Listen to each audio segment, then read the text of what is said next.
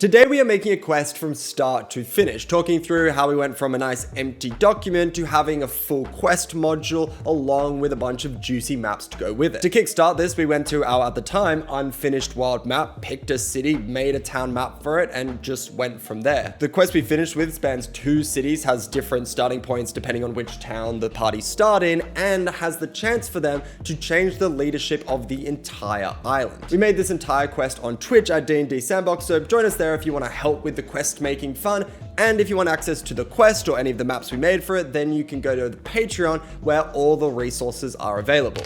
Diving in, this was the first quest we made for our massive sandbox campaign, so the world map was only partly complete. With this in mind, we decided to expand out a location which we had developed some backstory for when making the world map, which happened to be these 2 towns on this island. The little lore we had created was that these 2 towns are in competition with each other for trade of their nation, Gilded Fang, a nation which specializes in the trade of gems which naturally occur in the river system that Gilded Fang is built on. We kicked off by making the red town first. As I so often do when making towns, I used the world map to guide the blueprint, placing the most significant features first, which in this case was the large tower. This tower was so much bigger than the rest of the buildings because I couldn't make it any smaller on the world map, even though I wanted to. But if that's how the chips lie, then I like to incorporate those elements into the narrative and the world itself. While making the road system and placing buildings down, I did so in a more ramshackled sort of way, which, just like the tower, became a part of the town's characterization. While we did all of this, the tower was clearly the most prominent part of the town, and as such, it made sense for it to play a pivotal role in our quest. We figured this tower could be a religious building, one with particular prominence within Gilded Fang as a whole, but that's by itself is too simple and sort of boring. So we characterized the building to be something that was built by the merchants of the town to give them some religious authority in the region, an authority they want to instill so they can gain more trade power, and not because they have a real dedication to their deities. With this, we found our main tension point for the quest. The 2 towns of the island would be engaged in a trade war.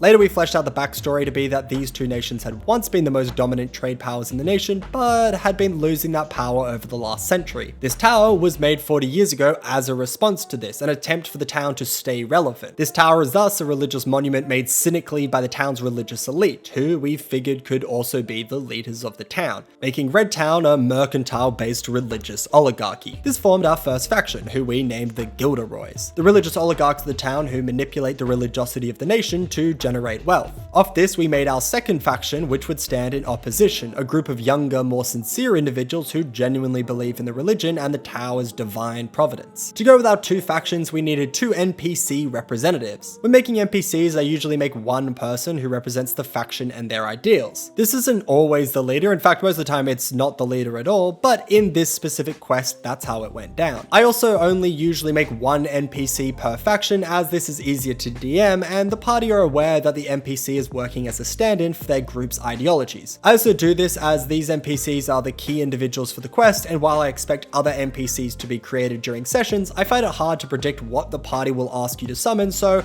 I just trust the DM to create those NPCs on the fly. Kicking off with the leader of the Gilderoys, we made them an older, more Machiavellian figure who we named Dingus McCelery. I wanted Dingus to be multi-dimensioned though, so while they are corrupt and self-serving, they are also a good and well-liked leader. They are great in one-on-one situations and really personable, and will even go out of their way to help individuals with specific problems. Even if they are this way performatively, so the town thinks of them positively, it still makes them more than just a selfish money-grubbing oldo. Moving on to the more religious of the religious factions, the Prahansians, we created Grace the Sea Phantom. Grace would represent the more sincere belief in the religion. The religion, by the way, is a jewel-based religion, with the various gods being manifestations of the jewels which populate the region. Anyway, we made Grace optimistic, sincere, kind, but also foolhardy in their beliefs and naive to the actual things it takes to govern a town. At this point, we had some good lore, but we didn't have much of a quest on our hands, and instead of fixing this problem, we decided to expand out the quest to cover 2 towns rather than just 1. Working on our blue town, we talked about the logistics of the trade war and made it the primary motivator for the quest. So how does the quest start? Well, the Gilderoys get in contact with the party and ask them to destroy one of the rival town's trade ships. The destruction of the trade ship would weaken Blue Town's mercantile status and mean mean that Red Town would finally win the trade war. Later in the picture, I also made it so you could start in Blue Town, but I'm not going to describe what that entails. To do this dastardly maritime destruction, we mulled over a bunch of possibilities, but landed on the idea that the party is given a powerful religious artifact which holds a monster inside. Naturally, they are asked to release the monster on the ship, an event that will lead to it being entirely destroyed. If done correctly, people will simply believe it is just a random attack from an overly aggressive monster that lives in the lake around the town. This misuse of a religious artifact for financial gain fit in well with the theme of the Gilderoys, and from this we built out the second possible questline.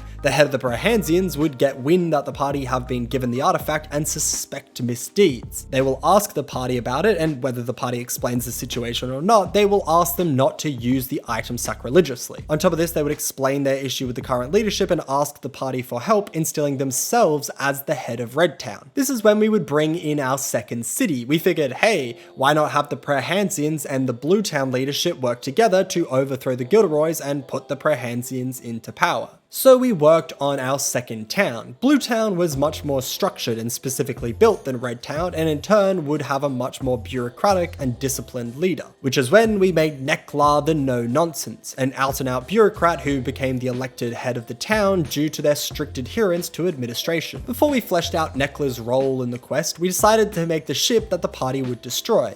I picked 2 medium-sized frames and set upon making a simple 2-story trade ship. The top of the ship was fairly easy to build and left mostly the same, so we focused on the undership. Keeping the design moderately pared back, we started by making a captain's cabin at the front, nicely decking it out and giving it its own trapdoor entrance. This was made partly with the intention of having it be a room the party can break into and maybe do some sneaky stealing, not that I specifically put any items here. I simply fleshed out the room with stamps that any DM could make prominent items if they so choose. The rest of the ship was fairly basic as well. We had small sleeping quarters with sleeping bags showing that the ship isn't super furnished or industrial. Accompanying these rooms, we placed a small dining room along with the storage room at the back, which is where the actual transporting of goods goes down. To make this encounter more unique than a standard battle, we thought of something slightly different. We made it so after the party released the monster, which we chose to be a Mosasaurus, but it could be anything you want, they have 5 turns to escape the ship before it's destroyed. This means the battle is about escaping a monster while in the middle of an ocean. I like this because the challenge is simply survival. How do you not get killed by a massive, highly powerful sea monster when you are stranded in the middle of a massive lake? I think this sets up lots of opportunities for parties to be inventive with their problem solving. While this was designed for the party to think of something for themselves, I later put small rowboats on top of the ship so the map had some clear escape methods the party could lean on. This party-based optionality is what we used when making the next challenge, the Temple Tower, which stimulated the idea for the quest itself. We had questline A complete, the party agreed to destroy a ship, they get paid, standard stuff. But what about Grace and the Nekla questline? Well, this involved the party breaking into the aforementioned Temple Tower. We decided that Nekla could be gathering information to discredit and prove the naughtiness of the Gilderoys. This evidence would be twofold, a journal which proves the Gilderoys' escalation of the trade war, and letters of them interacting with the Kane Society, a criminal organization that the Gilderoys are using to maintain their power and influence in the region. Nekla wants this evidence so they can publicly release it along with some other evidence they have, with the plan of ousting the Gilderoys and establishing Grace and the Prahansians as the leader of Red Town. In ending A, the party side with the Gilderoys, help win the trade war and establish the Red Town as the more powerful town. In questline B, they can side with the Blue Town leader and either have the towns be on equal footing or have the Blue Town become more powerful through reasons explained in the quest module. Now, if you're wondering why I haven't actually talked about the tower, it's because I made an entire video discussing the process of making it, which will be out next week. But the summary is it's a stealth tower where it's the party's job to sneak their way to the top, break into Dingus McCellery's room and steal the evidence of their misdoings. And that's the quest. We obviously spent some more time fleshing out the characters, the lore of the towns, and some of the specific steps on how the party make their way through the various quest lines, but that's most of it. I'm really happy with how this quest turned out. I think it's simple, but there's still a lot of detail that allows for optionality and choices for both the party and DM, and it really gives the chance for the party to have their fingerprints be felt on the world. Also, I think the boat battle and Temple Tower should be really interesting challenges, and it's something a little bit different from just a standard battle encounter. They should be especially fun for groups that are particularly creative with their problem solving. Anyway, that's the quest. If you want access to any of these resources or any resources I make, then check out the Patreon. If you want to help make quests like this, then jump onto the Twitch.